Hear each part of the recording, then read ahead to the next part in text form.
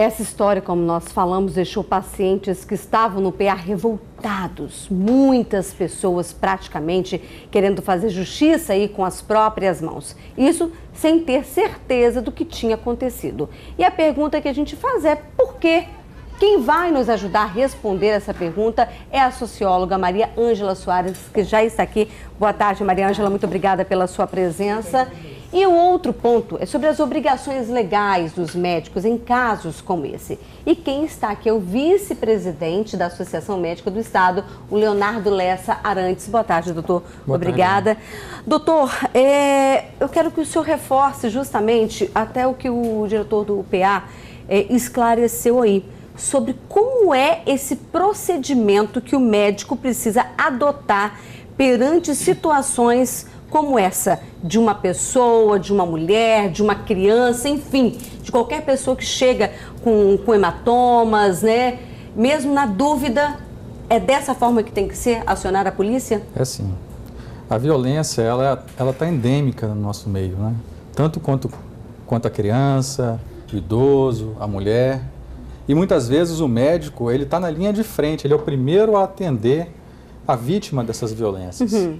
E o Ministério da Saúde, em 2011, através de uma lei, colocou como obrigatória a notificação de violência por parte do médico.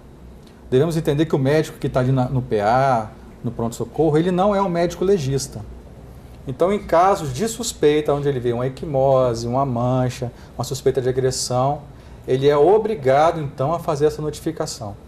Bom, eu vou chamar agora uma parte, porque o pai das crianças conversou com a nossa equipe e ele afirmou que foi deixado em uma sala e não sabia por que as pessoas estavam gritando. Ele sequer sabia que o filho tinha morrido enquanto a confusão já estava aí acontecendo. Vamos assistir. Eles falaram que a criança tinha sido agredida, apanhada e estuprada. Eu falei, não, isso não aconteceu, porque meu outro filho também foi criado com minha irmã. Desde novinho aconteceu isso com ele. Eu nunca fiz com ninguém, jamais fazia com meu próprio filho. Ficava recordando que ele falou palavrão com nós, muitos palavrão que a gente se sente muito ofendido. E a tia da criança que ajudou a levá-la, né, ao PA, também falou sobre as agressões verbais. Vamos ouvir.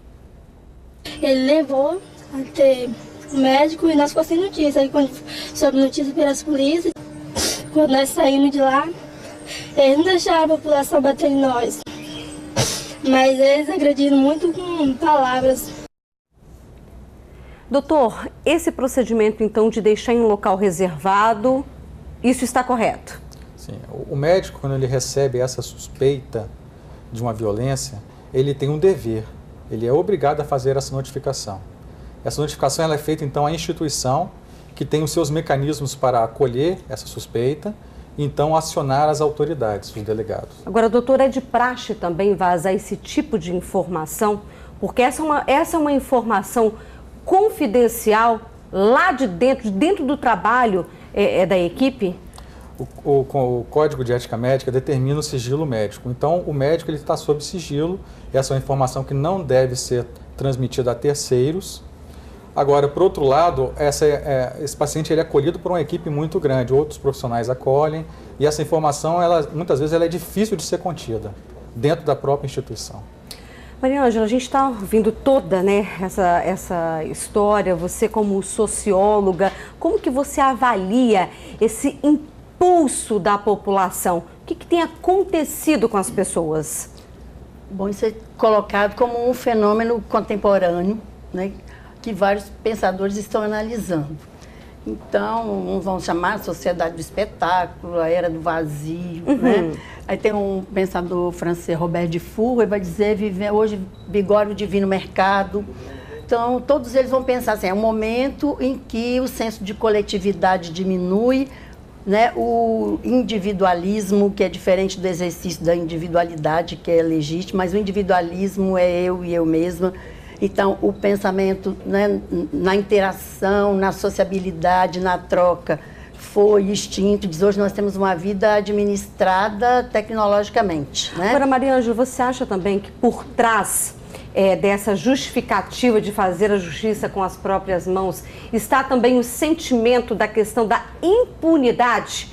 da população ver um crime acontecendo ou acha que aconteceu e aí ela já quer fazer a justiça com as próprias mãos porque acredita que lá na frente não vai ser, essa pessoa não vai ser punida? Olha, pode até ser, porque segundo esse mesmo pensador, hoje temos, assim, resultado desse processo, um indivíduo acrítico, né? Então, toma-se as decisões. O que significa esse indivíduo acrítico? Acrítico é aquele que não racionaliza, não pensa, né, para fazer uma ação. É contrário ao seu pensamento, é inimigo. Então, isso vai existir na torcida de futebol, vai tossir, né, na vizinhança, nas relações das preferências políticas, das preferências religiosas. A gente está vendo um retorno, né, da Guerra Santa, o retorno, né, todos brigam porque cada um quer defender o seu próprio valor. Então é uma questão, não se pensa no outro como um legítimo outro, cada um quer defender sua própria questão. Esse é um sujeito então, que não pensa nas consequências daquilo que estão fazendo. Então você acredita que é isso que aconteceu ali no PA? Sim, porque é um momento, você pensa que isso está aparecendo muito forte, as redes sociais estão fortíssimas nisso. Com a questão das redes sociais, provavelmente é uma forma disso ter vazado, né? Porque hoje é a sociedade do espetáculo, então essas imagens, essas coisas, eu fui o primeiro a publicar isso hoje, né? Dá sensação e faz sucesso.